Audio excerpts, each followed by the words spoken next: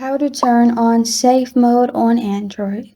Hi everyone, I'm here to assist you today without any delay. Let's jump right in.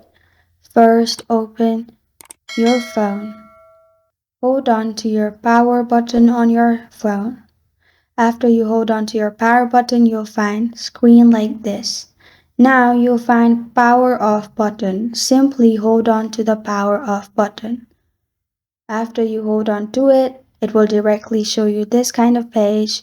As you can see, reboot to safe mode. Do you want to reboot into safe mode? Press on OK in here and it will disable all third-party applications. And this is how to turn on safe mode on Android.